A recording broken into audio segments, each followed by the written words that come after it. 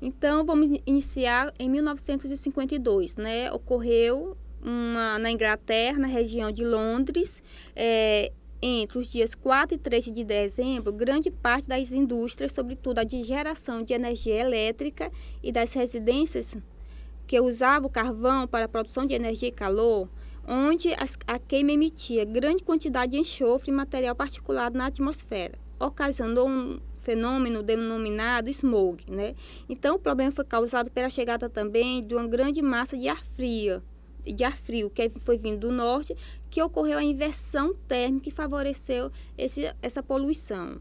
Como resultado, após 4 dias, houve mais de 100 mortes decorrentes, né, dos danos, de ataques cardíacos pela dificuldade de respiração. Também cerca de 8.000 pessoas faleceram como consequência de problemas como bronquite, enfisema pulmonar, gripe, pneumonia e entre outros, e alguns também através de ataques cardíacos.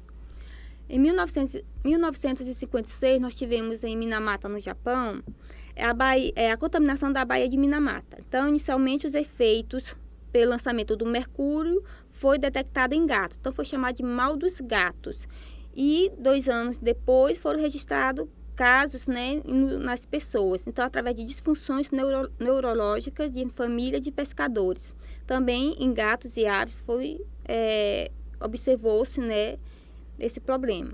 A contaminação já ocorreu através de uma companhia química que foi instalada à margem da baía.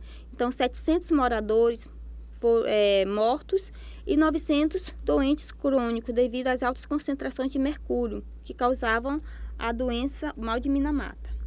Em Seveso, na Itália, ocorreu que uma fábrica liberou uma densa nuvem de dioxina, tetracloro de benzeno-dioxina, que é também um desfoliante, é chamado de agente laranja, foi utilizado na Guerra do Vietnã, causando também mortes, né, e também devido ao seu teor venenoso. Em virtude do acidente, ocorreram abortos, nascimento de crianças sem cérebros, né, deformações físicas das mais diversas. Em Bhopal, na Índia, aqui a gente pode observar que a revista Time coloca desastre na Índia, a noite da morte. Durante, né, a noite houve um vazamento de 25 toneladas de isocianato de metila, né? Então, isso aí ocorreu na Índia, causou a morte de 3.000 pessoas, intoxicação de mais de 200.000 pessoas. Então, esse acidente desvalorizou as ações da empresa e também fazendo com que a companhia perdesse a sua posição de liderança no mercado mundial. Em 86, tivemos Chernobyl, na Ucrânia, né, a explosão do reator da usina de Chernobyl. Então, foi causado pelo desligamento do sistema de refrigeração com o reator e ainda em funcionamento, né? Provocou incêndios que durou uma semana. Foi lançado na atmosfera um volume de radiação cerca de 30 vezes maior do que a bomba atômica de Hiroshima. Foi considerado o maior desastre nuclear. Em 87, nós tivemos, né, aqui no Brasil, em Goiânia, através da mudança do Instituto Goiano de Radioterapia, foram abandonados alguns aparelhos de radioterapia e foi vendido como sucata. Então, as pessoas abriram as cápsulas, encontraram sérias, começaram a pegar, né, se pintar, e pouco tempo depois, as pessoas que frequentavam o local começavam a apresentar sintomas básicos de contaminação, como queimaduras por todo o corpo, vômito, diarreia. E nesse acidente, 110 pessoas foram contaminadas e 4 morreram. Então, os donos a família das pessoas que compraram, né, dos sucateiros, foram os primeiros.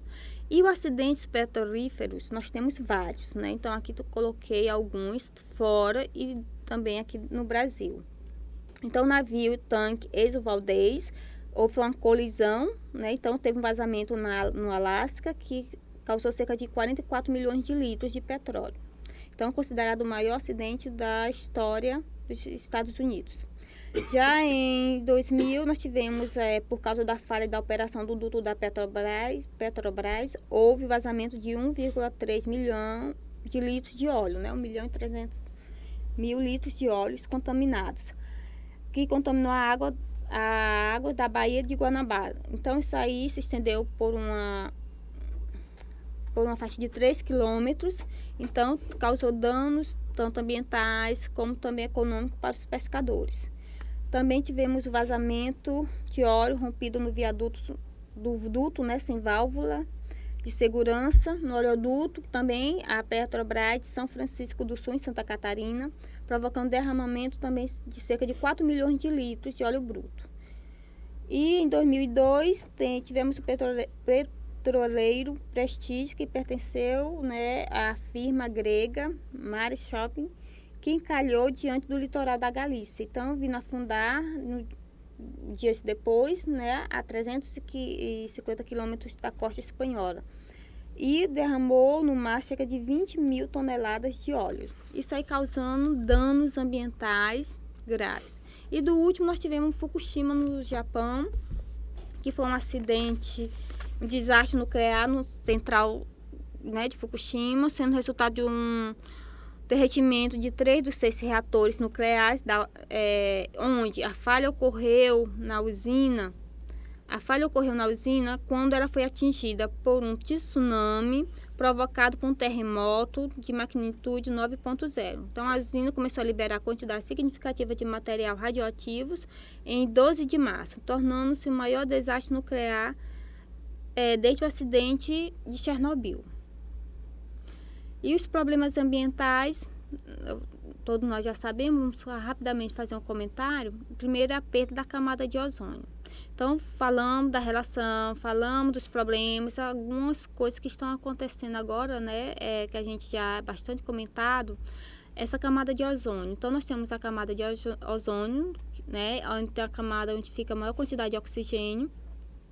Então, se torna a estratosfera, com o objetivo de filtrar o excesso de radiação ultravioleta que incide sobre a Terra.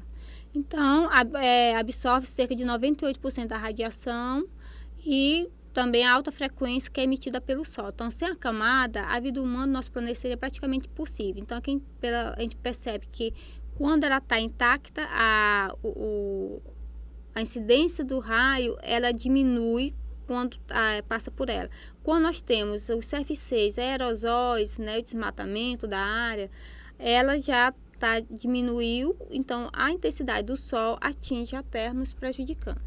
Um outro é a chuva ácida, né, que ocorre através da poluição atmosférica pela liberação do óxido de nitrogênio, dióxido de carbono e dióxido de enxofre, que provoca problemas ambientais quando o Sol está na atmosfera, condensa, e quando tem a água da chuva, ela está mais ácida, né? Então, esse teor acaba causando danos na parte urbana, danos materiais, mas também na área natural, através, né, dos rios, dos animais, dos vegetais são prejudicados. O outro é o efeito estufa. O efeito estufa, ele é um efeito natural. Quando é que ele é prejudicial? Devido, né, à quantidade, né, essa dificuldade da saída da radiação infravermelha que é emitida pela Terra. Então, quando é impedida, ocorre uma perda demasiada de calor irradiado para o espaço, especialmente à noite. Então, mantendo a Terra mais aquecida. Então, não há aquela troca do quente pelo frio, do frio pelo quente, né? Aquela mudança natural. E sim, fica só a permanência da quantidade dos gases, principalmente CO2. Aqui na figura a gente vê a contribuição de cada componente gás para o efeito estufa, então ele acaba prejudicando, mantendo ele mais quente. Então aqui encerramos a nossa primeira aula. Na próxima aula será sustentabilidade na empresa.